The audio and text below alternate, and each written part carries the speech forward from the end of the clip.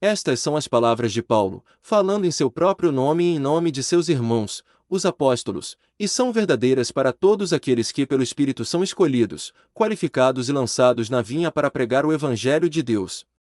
Muitas vezes admirei o versículo 14 deste capítulo, especialmente quando me lembrei de cujos lábios as palavras saíram: agora, graças a Deus, que sempre nos conduz em triunfo em Cristo, e manifesta em todo lugar a fragrância do seu conhecimento por meio de nós. Pense em Paulo, o homem idoso, o homem que foi espancado 5 vezes com 40 açoites, exceto um, que foi arrastado para fora como morto, o homem de grandes sofrimentos, que passou por mares inteiros de perseguição. Pense nele dizendo, no final de sua carreira ministerial: agora, graças a Deus, que sempre nos conduz em triunfo em Cristo, triunfar quando naufragado, triunfar quando açoitado, triunfar no tronco, triunfar sob as rochas, triunfar em meio ao assobio do mundo, triunfar quando expulso da cidade sacudido pó de seus pés, triunfar em todos os momentos em Cristo Jesus.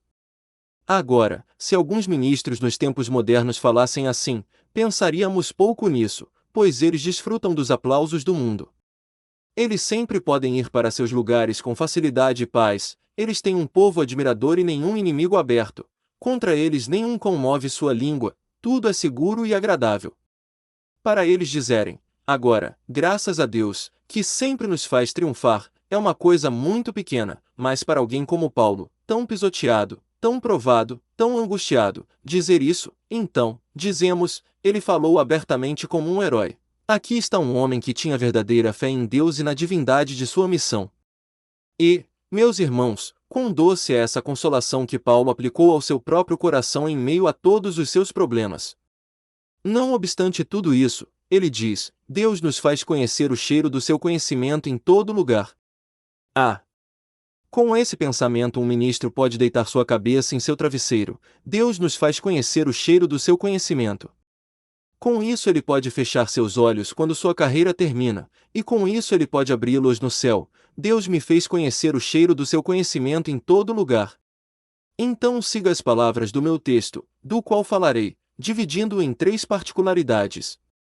Nossa primeira observação será que, embora o Evangelho seja um cheiro suave em todo lugar, ele produz efeitos diferentes em pessoas diferentes. Para um é o cheiro da morte para a morte, e a outro o cheiro de vida para a vida. Nossa segunda observação será que os ministros do Evangelho não são responsáveis por seu sucesso, pois é dito, nós somos para Deus o bom cheiro de Cristo, nos que são salvos e nos que perecem. E em terceiro lugar, ainda assim o lugar dos ministros do Evangelho não é de forma alguma leve, seu dever é muito pesado, pois o próprio apóstolo disse, quem é idôneo para estas coisas? E nossa primeira observação é que o Evangelho produz efeitos diferentes. Pode parecer uma coisa estranha, mas é estranhamente verdade, que dificilmente há uma coisa boa no mundo, da qual algum pequeno mal não seja a consequência. Deixe o sol brilhar intensamente, ele umedecerá a cera, endurecerá o barro, deixe-o derramar torrentes de luz sobre os trópicos, ele tornará a vegetação extremamente luxuriante, os frutos mais ricos e seletos amadurecerão, e as mais belas de todas as flores florescerão. No entanto, quem não sabe que também ali brotam os piores répteis e as cobras mais venenosas? Assim é com o Evangelho. Embora seja o próprio sol da justiça para o mundo, embora seja o melhor presente de Deus, embora nada possa se comparar minimamente com a vasta quantidade de benefícios que ele concede à raça humana, ainda assim, mesmo disso, devemos confessar que às vezes é o cheiro da morte para a morte. Mas então não devemos culpar o Evangelho por isso, não é culpa da verdade de Deus, é culpa daqueles que não a recebem. É o cheiro de vida para todo aquele que ouve seu som com um coração aberto para sua recepção. É apenas morte para o homem que odeia a verdade, a desprezas, zomba dela e tenta se opor ao seu progresso. É desse caráter que devemos falar primeiro. O Evangelho é para alguns homens um cheiro de morte para a morte. Agora, isso depende muito do que o Evangelho é, pois há algumas coisas chamadas Evangelho, que são um cheiro de morte para todos que as ouvem. John Berridge diz que ele pregou moralidade até que não houvesse um homem moral na aldeia, e não há maneira de ferir a moralidade como a pregação legal. A pregação de boas obras e a exortação dos homens à santidade, como um meio de salvação, é muito admirada na teoria, mas quando colocada em prática, é considerada não apenas ineficaz, mas mais do que isso, torna-se até um cheiro de morte para a morte. Assim foi descoberto, e eu acho que até o próprio grande Chalmers confessou que por anos e anos antes de conhecer o Senhor, ele não pregou nada além de moralidade e preceitos, mas ele nunca encontrou um bêbado recuperado, mostrando-lhe apenas os males da embriaguez. Nem ele encontrou um blasfemador que parasse de xingar porque ele lhe disse a hediondez do pecado. Não foi até que ele começou a pregar o amor de Jesus, em seu grande coração de misericórdia, não foi até que ele pregou o Evangelho. Como ele era em Cristo, em parte de sua clareza, plenitude e poder, e a doutrina de que, pela graça sois salvos, por meio da fé, e isto não vem de vós, é dom de Deus, que ele alguma vez encontrou sucesso. Mas quando ele pregou a salvação pela fé, aos poucos os bêbados saíram de seus copos, e os blasfemadores refrearam seus lábios de falar mal, ladrões se tornaram homens honestos, e pessoas injustas e perversas se curvaram sob o cetro de Jesus. Mas você deve confessar, como eu disse antes, que embora o Evangelho produza principalmente o melhor efeito sobre quase todos os que o ouvem, seja impedindo-os de pecar, seja constrangendo-os a Cristo, ainda assim é um fato grande e solene, do qual mal posso falar esta manhã, que para alguns homens a pregação do Evangelho de Cristo é morte para morte, e opera o mal em vez do bem. E o primeiro sentido é este. Muitos homens são endurecidos em seus pecados por ouvirem o Evangelho. É terrivelmente e solenemente verdade que, de todos os pecadores, alguns pecadores do santuário são os piores. Aqueles que podem afundar mais profundamente no pecado, e têm as consciências mais tranquilas e os corações mais duros, são alguns que podem ser encontrados na própria casa de Deus. Sei que um ministério fiel frequentemente os ferirá, e as severas denúncias de um Boanerges frequentemente os farão tremer. Estou ciente de que a palavra de Deus às vezes fará seu sangue gelar dentro deles, mas sei, pois já vi homens, que há muitos que transformam a graça de Deus em licenciosidade, fazem até mesmo da verdade de Deus um cavalo de guerra para o diabo, e abusam da graça de Deus para apaziguar seus pecados. Encontrei tais homens entre aqueles que ouvem as doutrinas da graça em sua plenitude. Eles dirão, sou eleito, portanto posso jurar, sou um daqueles que foram escolhidos por Deus antes da fundação do mundo e, portanto, posso viver como quiser. Eu vi o homem que estava em pé sobre a mesa em uma casa pública e, segurando seu copo na mão, disse, companheiros, posso dizer mais do que qualquer um de vocês, sou um daqueles que são redimidos com o precioso sangue de Jesus. E então ele bebeu seu copo de cerveja e dançou novamente diante deles, e cantou canções vis e blasfemas. Agora, esse é um homem para quem o Evangelho é um cheiro de morte para a morte. Ele carrega a verdade, mas a perverte, ele toma o que é pretendido por Deus para o seu bem, e o que ele faz, ele comete suicídio com isso. Aquela faca que lhe foi dada para abrir os segredos do Evangelho, ele enfia em seu próprio coração. Aquilo que é a mais pura de todas as verdades, e a mais alta de todas as morais, ele transforma no cafetão de seu vício, e faz disso um andaime para ajudar a construir sua maldade e pecado. Há alguém aqui como aquele homem, que ama ouvir o Evangelho, como você o chama, e ainda assim vive impuramente? Quem pode sentar e dizer que você é filho de Deus, e ainda assim se comportar como os servos supremos do diabo? Seja conhecido por você, que você é mentiroso e hipócrita, pois a verdade não está em você de forma alguma. Se alguém é nascido de Deus, ele não pode pecar. Os eleitos de Deus não terão permissão para cair em pecado contínuo, eles nunca transformarão a graça de Deus em licenciosidade, mas será seu esforço, tanto quanto estiver neles, manter-se perto de Jesus. Esteja certo disto, pelos seus frutos os conhecereis. Uma boa árvore não pode dar frutos corruptos, nem uma árvore má pode dar bons frutos. Tais homens, no entanto, estão continuamente transformando o Evangelho em mal. Eles pecam com mão alta, pelo próprio fato de terem ouvido o que consideram desculpas para seu vício. Não há nada sob o céu, eu concebo, mais provável de levar os homens ao erro do que um evangelho pervertido. Uma verdade pervertida é geralmente pior do que uma doutrina que todos sabem ser falsa. Assim como o fogo, um dos elementos mais úteis, também pode causar as conflagrações mais ferozes, o evangelho, a melhor coisa que temos, pode ser transformado na conta mais vil. Este é um sentido em que é um cheiro de morte para a morte. 2. Mas outra coisa. É um fato que o Evangelho de Jesus Cristo aumentará a condenação de alguns homens no último grande dia. Novamente, eu me assusto quando digo isso, pois parece um pensamento horrível demais para nos aventurarmos a proferir que o Evangelho de Cristo tornará o inferno mais quente para alguns homens do que seria de outra forma. Os homens teriam todos afundado no inferno, se não fosse pelo Evangelho. A graça de Deus recupera uma multidão que nenhum homem pode contar, ela segura um exército inumerável, que será salvo no Senhor com uma salvação eterna, mas, ao mesmo tempo, para aqueles que a rejeitam, ela torna sua condenação mais terrível. E deixe-me dizer por quê. Primeiro, porque os homens pecam contra uma luz maior, e a luz que temos é uma excelente medida de nossa culpa. O que um hotentote poderia fazer sem um crime, seria o maior pecado para mim, porque sou mais bem ensinado, e o que alguns até mesmo em Londres poderiam fazer com impunidade, estabelecido, como poderia ser, como um pecado por Deus, mas não tão excessivamente pecaminoso, seria para mim o cúmulo da transgressão, porque desde a minha juventude fui ensinado a piedade. O Evangelho vem sobre os homens como a luz do céu. Que andarilho deve ser aquele que se desvia na luz?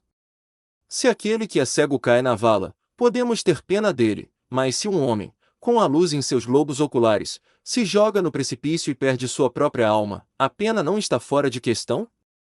Como eles merecem o inferno mais baixo, que desprezam as alegrias acima? Que correntes de vingança eles devem sentir, que riem do amor soberano? Isso aumentará sua condenação, eu digo a todos vocês, a menos que vocês encontrem Jesus Cristo como seu Salvador, pois ter tido a luz e não andar nela será condenação, a própria essência dela. Este será o vírus da culpa, que a luz veio ao mundo, e as trevas não a compreenderam, pois os homens amam mais as trevas do que a luz, porque suas obras são más. Novamente, deve aumentar sua condenação se você se opõe ao Evangelho. Se Deus faz um esquema de misericórdia, e o homem se levanta contra ele, quão grande deve ser seu pecado? Quem dirá a grande culpa incorrida por homens como Pilatos, Herodes e os judeus? Ó! Quem descreverá, ou mesmo esboçará vagamente, a condenação daqueles que gritaram, crucifica-o! Crucifica-o! E quem dirá que lugar no inferno será quente o suficiente para o homem que calunia o ministro de Deus, que fala contra seu povo, que odeia sua verdade, que, se pudesse, cortaria completamente os piedosos da terra? Ah! Deus ajude o infiel! Deus ajude o blasfemador! Deus salve sua alma, pois de todos os homens eu menos escolheria ser esse homem. Vocês acham, senhores, que Deus não levará em conta o que os homens disseram? Um homem amaldiçoou Cristo, ele o chamou de charlatão. Outro declarou, saiba que ele falou uma mentira, que o evangelho era falso. Um terceiro proclamou suas máximas licenciosas, e então apontou para a palavra de Deus, e novamente, há coisas piores lá. Um quarto abusou dos ministros de Deus, e expôs suas imperfeições aos radicais. Você acha que Deus vai esquecer tudo isso? É o último dia? Quando seus inimigos vierem diante dele, ele os pegará pela mão, e dirá, no outro dia você chamou meu servo de cachorro, e cuspiu nele, e por isso eu lhe darei o céu. Em vez disso, se o pecado não foi apagado pelo sangue de Cristo, ele não dirá, afaste-se, maldito, para o inferno que você zombou, deixe aquele céu que você desprezou, e aprenda que, embora você tenha dito que não há Deus, este braço direito lhe ensinará eternamente a lição de que há um, pois aquele que não descobrir por minhas obras de benevolência, aprenderá por meus atos de vingança, portanto, afaste-se, novamente, eu digo. Isso aumentará o inferno dos homens que se opõem à verdade de Deus. Agora, não é esta uma visão muito solene do Evangelho, que é de fato para muitos um cheiro de morte para a morte? 3. Novamente, creio que o Evangelho torna alguns homens neste mundo mais miseráveis do que seriam de outra forma. O bêbado poderia beber e se deleitar em sua embriaguez com maior alegria, se não ouvisse dizer, todos os bêbados terão sua porção no lago que arde com fogo e enxofre. Quão alegremente o violador do sábado se revoltaria em seus sábados, se a Bíblia não dissesse, lembre-se do dia de sábado, para santificá-lo. E quão felizmente o homem libertino e licencioso seguiria seu curso louco, se não lhe dissessem: o salário do pecado é a morte, e depois da morte o julgamento. Mas a verdade coloca o amargo em sua taça, as advertências de Deus congelam a corrente de sua alma. O Evangelho é como o esqueleto na festa egípcia. Embora durante o dia ele ria disso, à noite ele tremerá como a folha do álamo, e quando as sombras da noite se reunirem sobre ele, ele tremerá com um sussurro. Pelo pensamento de um estado futuro, sua alegria é estragada, e a imortalidade, em vez de ser uma bênção para ele, é em sua própria contemplação a miséria de sua existência. As doces procissões da misericórdia não são mais harmoniosas para ele do que estrondos de trovão, porque ele sabe que as despreza. Sim, eu conheci alguns que estiveram em tal miséria sob o Evangelho, porque eles não desistiram de seus pecados, que estavam prontos para tirar suas próprias vidas. Ó! Pensamento terrível! O Evangelho é um cheiro de morte para a morte. Para quantos aqui é assim? Quem está agora ouvindo a palavra de Deus, para ser condenado por ela? Quem se retirará daqui, para ser endurecido pelo som da verdade? Ora, todo homem que não crê, pois para aqueles que o recebem, é um cheiro de vida para a vida, mas para os descrentes é uma maldição, e um cheiro de morte para a morte. 2. Mas, bendito seja Deus, o Evangelho tem um segundo poder. Além de ser morte para a morte, é um cheiro de vida para a vida. Meus irmãos, alguns de nós poderíamos falar, se nos fosse permitido esse significado, do Evangelho como sendo um cheiro de vida para nós. Podemos olhar para trás para aquela hora em que estávamos mortos em delitos e pecados.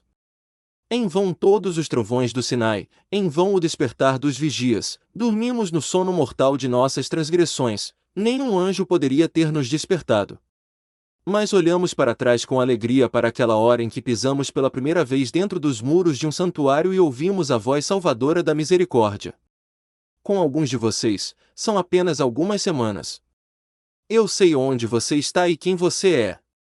Mas algumas semanas ou meses atrás você também estava longe de Deus, mas agora você é levado a amá-lo. Você pode olhar para trás, meu irmão cristão, para aquele exato momento em que o Evangelho era para você, quando você rejeitou seus pecados, renunciou às suas concupiscências, e voltando-se para a palavra de Deus, recebeu-a com todo o propósito de coração? Aquela hora, de todas as horas, a mais doce. Nada pode se comparar a ela. Conheci uma pessoa que por 40 ou 50 anos foi completamente surda. Sentada uma manhã na porta de sua casa enquanto um veículo passava, ela pensou ter ouvido uma música melodiosa. Não era música, era apenas o som do veículo. Seu ouvido foi subitamente aberto, e aquele som áspero pareceu-lhe a música do céu, pois era a primeira vez que ela o ouvia em tantos anos. No entanto, a primeira vez que nossos ouvidos foram abertos para ouvir as palavras de amor, a garantia do nosso perdão, nunca ouvimos a palavra tão bem quanto então, nunca pareceu tão doce, e talvez, mesmo agora, olhemos para trás e digamos: que horas pacíficas eu então desfrutei! Quão doce é a lembrança delas ainda! Quando pela primeira vez foi um sabor de vida para nossas almas. Portanto, amados, se alguma vez foi um cheiro de vida, sempre será de vida, pois diz que não é um cheiro de vida para a morte, mas um cheiro de vida para a vida. Agora devo dar outro golpe em meus antagonistas, os arminianos, não posso evitar. Eles terão que às vezes o Evangelho é um sabor de vida para a morte. Eles nos dizem que um homem pode receber vida espiritual e ainda assim morrer eternamente. Isto é, um homem pode ser perdoado e ainda assim ser punido depois, ele pode ser justificado de todo o pecado e ainda assim, depois disso, suas transgressões podem ser colocadas sobre seus ombros novamente. Um homem pode nascer de Deus e ainda assim morrer, um homem pode ser amado por Deus e ainda assim Deus pode odiá-lo amanhã. Eu não suporto falar de tais doutrinas mentirosas, deixe aqueles que gostam delas acreditarem nelas. Quanto a mim, eu acredito tão profundamente no amor imutável de Jesus, que suponho que se um crente estivesse no inferno, o próprio Cristo não permaneceria muito tempo no céu, mas gritaria, ao resgate. Se Jesus Cristo estivesse em glória com uma das joias faltando em sua coroa, e Satanás tivesse essa joia, ele diria, ahá. Príncipe da luz e da glória, eu tenho uma de tuas joias, e ele a pegaria, e então diria, ahá! Tu morreste por este homem, mas não tiveste força suficiente para salvá-lo, tu o amaste uma vez, onde está teu amor? Não vale a pena tê-lo, pois tu o odiaste depois. E como ele riria daquele herdeiro do céu, e o pegaria, e diria, este homem é redimido, Jesus Cristo comprou com seu sangue, e mergulhando nas ondas do inferno, ele diria, lá comprei um, veja como posso roubar o Filho de Deus. E então novamente ele diria, este homem está perdoado, eis a justiça de Deus. Ele deve ser punido depois que for perdoado.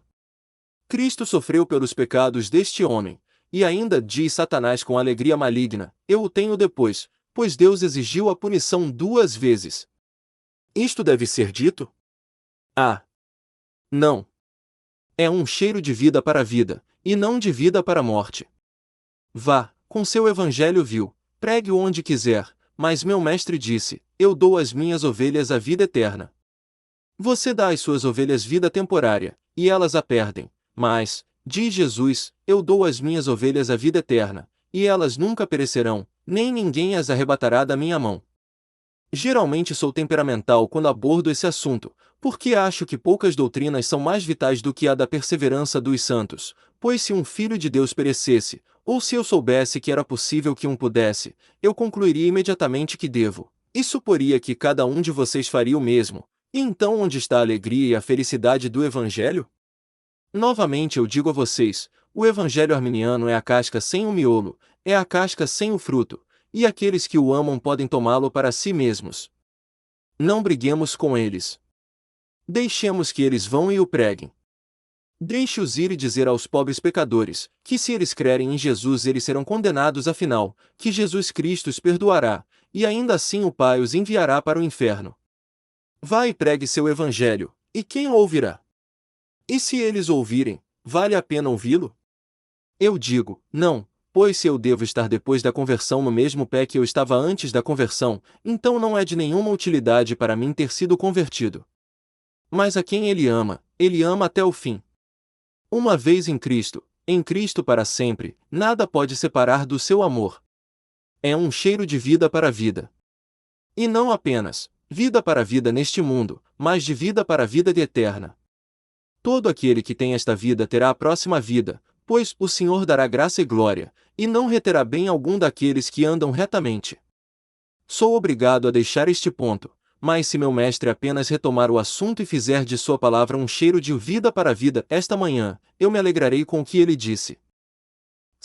Mas nossa segunda observação foi que o ministro não é responsável por seu sucesso.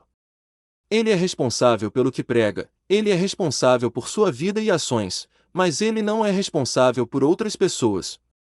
Se eu apenas pregasse a palavra de Deus, se nunca houvesse uma alma salva, o rei diria, muito bem, servo bom e fiel. Se eu apenas contasse minha mensagem, se ninguém a ouvisse, ele diria, tu combateste uma boa luta, recebe a tua coroa. Você ouve as palavras do texto, somos para Deus um bom cheiro de Cristo, tanto naqueles que perecem, como naqueles que são salvos. Isso aparecerá, se eu apenas lhe disser como um ministro do Evangelho é chamado na Bíblia. Ele às vezes é chamado de embaixador. Agora, pelo que um embaixador é responsável? Ele vai a um país como plenipotenciário, ele leva termos de paz para a conferência, ele usa todos os seus talentos para seu mestre, ele tenta mostrar que a guerra é inimiga da prosperidade dos diferentes países, ele se esforça para trazer a paz, mas os outros reis a recusam com arrogância. Quando ele chega em casa, seu mestre diz, por que você não fez as pazes?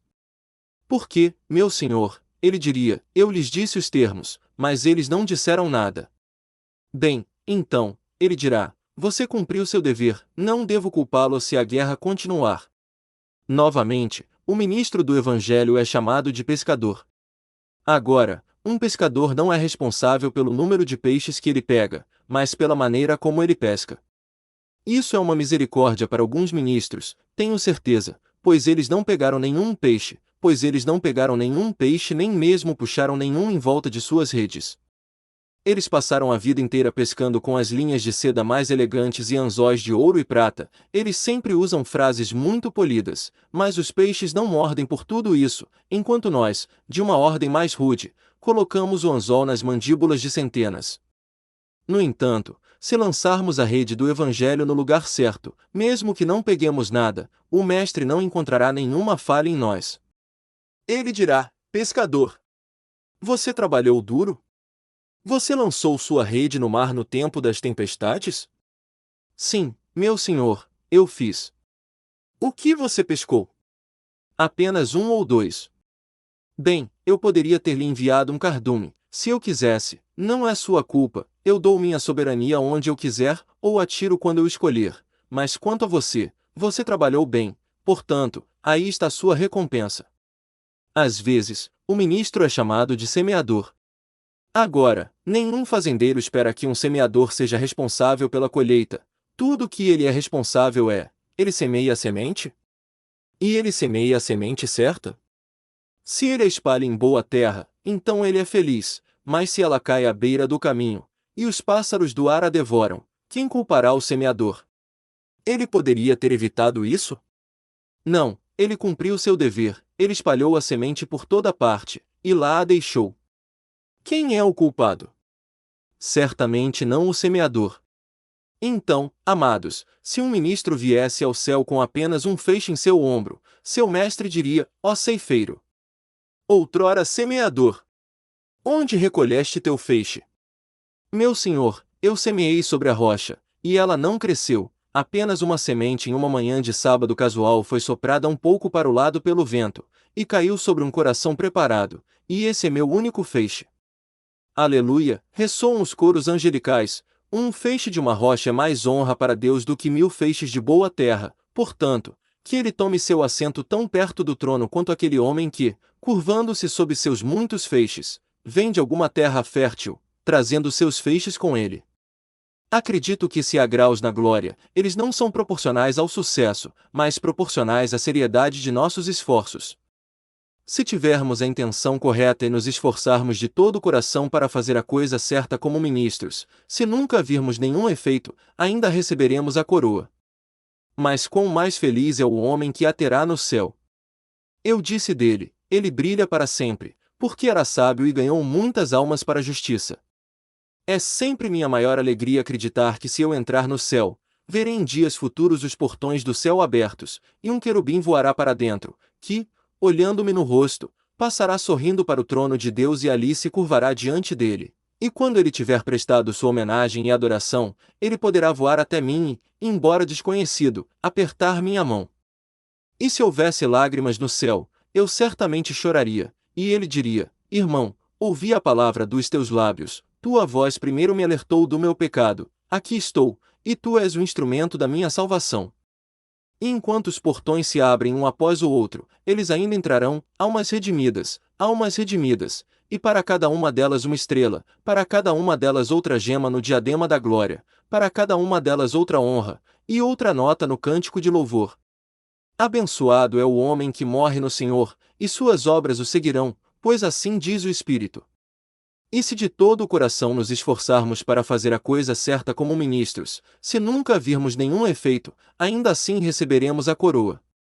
Mas quão mais feliz é o homem que a terá no céu.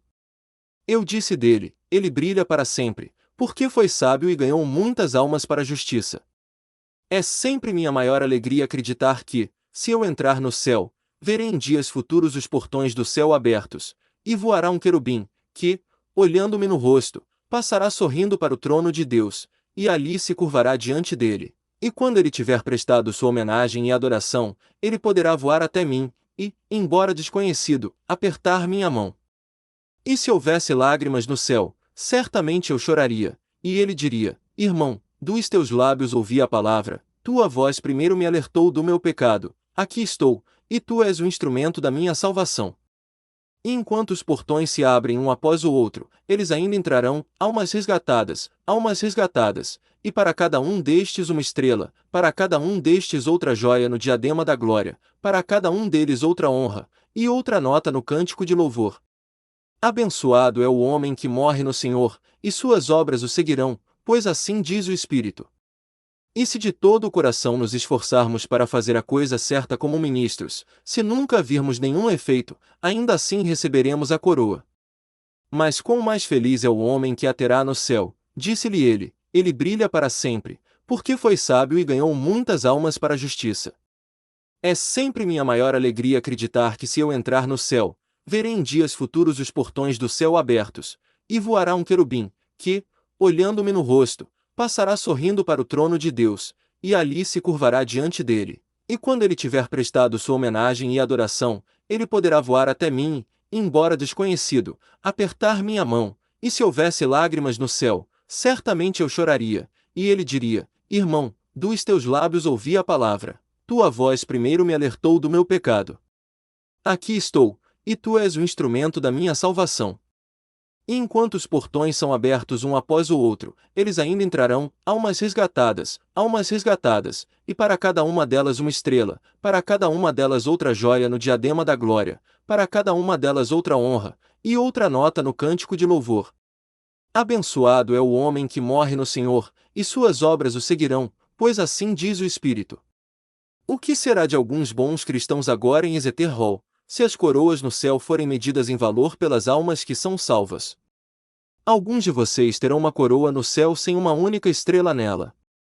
Acabei de ler um artigo sobre a coroa sem estrelas no céu, um homem no céu com uma coroa sem uma estrela. Ninguém salvo por ele. Ele se sentará no céu tão feliz quanto puder ser, pois a misericórdia soberana o salvou, mas estar no céu sem uma única estrela. Mãe, o que você diz sobre estar no céu sem um de seus filhos para enfeitar sua testa com uma estrela? Ministro, o que você diria sobre ser um pregador polido, e ainda assim não ter estrelas? Escritor, será bom para você ter escrito tão gloriosamente quanto Milton, se você for encontrado no céu sem uma estrela? Temo que damos pouca consideração a isso. Os homens se sentarão e escreverão enormes folhos e tomos, para que possam colocá-los em bibliotecas para sempre, e ter seus nomes transmitidos pela fama. Mas quão poucos estão buscando ganhar estrelas para sempre no céu? Trabalhe duro, filho de Deus, trabalhe duro, pois se você servir a Deus, seu pão lançado sobre as águas será encontrado depois de muitos dias. Se você enviar os pés do boi ou do jumento, você colherá uma colheita gloriosa naquele dia quando ele vier reunir seus eleitos. O ministro não é responsável por seu sucesso. Terceira, mas ainda assim, em último lugar, pregar o Evangelho é uma obra alta e solene. O ministério tem sido muitas vezes degradado a um ofício. Homens são escolhidos e feitos ministros hoje em dia que teriam sido bons capitães do mar, que poderiam ter esperado bem no balcão, mas que nunca foram feitos para o púlpito. Eles são selecionados pelo homem, são abarrotados de literatura, são educados até certo ponto, são preparados para a guerra, e as pessoas os chamam de ministros. Desejo a todos eles boa sorte, a cada um deles, pois como o bom Joseph Irons costumava dizer, Deus esteja com muitos deles, mesmo que seja apenas para fazê-los segurar suas línguas. Ministros feitos pelo homem não têm utilidade neste mundo, e quanto mais cedo nos livrarmos deles, melhor. O jeito deles é este: eles preparam seus manuscritos com muito cuidado, então os leem no domingo com a maior doçura soto você, e assim as pessoas vão embora satisfeitas. Mas esse não é o jeito de Deus pregar. Se for assim, sou o suficiente para pregar para sempre. Posso comprar sermões manuscritos por $1, isto é, se eles já foram pregados 50 vezes antes, mas se eu os usar pela primeira vez, o preço é de uma guiné, ou mais. Mas não é assim. Pregar a palavra de Deus não é, como alguns parecem pensar, mera brincadeira de criança, um mero negócio ou comércio a ser empreendido por qualquer um. Um homem deve primeiro sentir que tem um chamado solene para isso, então ele deve saber que ele realmente tem o Espírito de Deus, e que quando ele fala há uma influência sobre ele que o capacita a falar como Deus o quer, caso contrário ele deve sair direto do púlpito. Ele não tem o direito de estar lá, mesmo que o sustento seja sua propriedade. Ele não é chamado para pregar a verdade de Deus, e para ele Deus diz: o que você deve fazer, para declarar meus estatutos? Mas você diz: o que há de tão difícil em pregar o Evangelho de Deus? Bem, deve ser um pouco difícil, pois Paulo disse: quem é suficiente para essas coisas? E primeiro eu lhe direi, é difícil porque é tão difícil que não é distorcido por seus próprios preconceitos na pregação da palavra. Você quer dizer algo áspero, e seu coração diz: mestre. Ao fazer isso você se condenará, então a tentação é não dizer isso. Outra provação é que você tem medo de desagradar os ricos em suas congregações. Você pensa, se eu disser tal e tal coisa, fulano ficará ofendido, fulano não aprova essa doutrina, é melhor eu deixar isso de fora. Ou talvez você ganhe os aplausos da multidão, e não deve dizer nada para desagradá-los, pois se eles gritam Hosana hoje, eles gritarão crucifica, crucifica amanhã. Todas essas coisas trabalham no coração de um ministro. Ele é um homem como vocês, e ele sente isso. Então vem novamente a faca afiada da crítica, e as flechas daqueles que odeiam a ele e a seu senhor, e ele não pode deixar de sentir isso às vezes. Ele pode vestir sua armadura, e gritar, não me importo com sua malícia, mas houve momentos em que os arqueiros entristeceram até mesmo José. Então ele se coloca em outro perigo, para que ele não saia e se defenda, pois ele é um grande tolo que tenta fazer isso.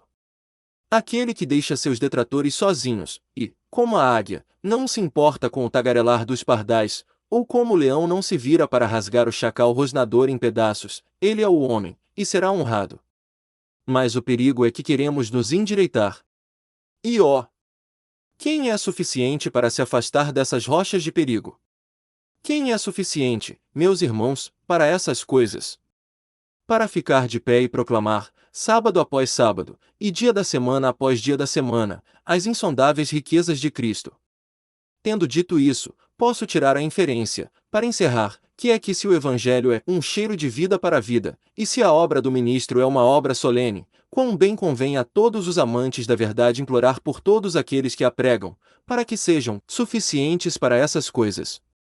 Perder meu livro de orações, como já disse muitas vezes, é a pior coisa que pode me acontecer. Não ter ninguém para orar por mim me colocaria em uma condição terrível. Talvez, diz um bom poeta, o dia em que o mundo perecer, seja o dia em que uma oração seja imaculada, e talvez o dia em que um ministro se desviou da verdade, foi o dia em que seu povo deixou de orar por ele, e quando não houve uma única voz implorando por graça em seu favor. Tenho certeza de que deve ser assim comigo. Dê-me as numerosas hostes de homens que era meu orgulho e glória ver em meu lugar antes de vir a este salão, dê-me essas pessoas que oram, que na segunda-feira à noite se reuniram em tal multidão para orar a Deus por uma bênção, e venceremos o próprio inferno, apesar de tudo que pode se opor a nós. Todos os nossos perigos não são nada, desde que tenhamos oração. Mas aumente minha congregação, dê-me os educados e os nobres, dê-me influência e entendimento, e eu falharia em fazer qualquer coisa sem uma igreja que orasse. Meu povo! Devo perder suas orações? Vocês cessarão suas súplicas?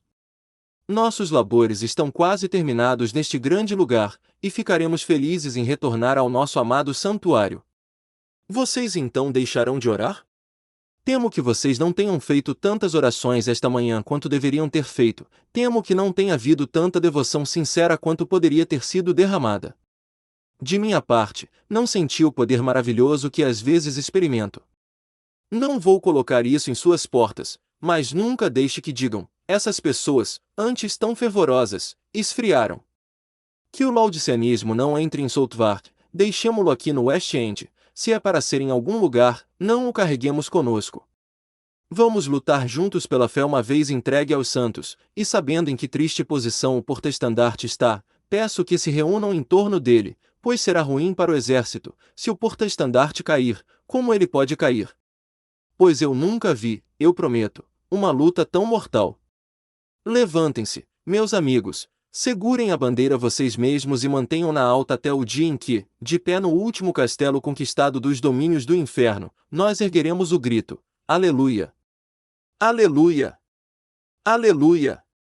O Senhor Deus Todo-Poderoso reina. Até lá, continuem lutando.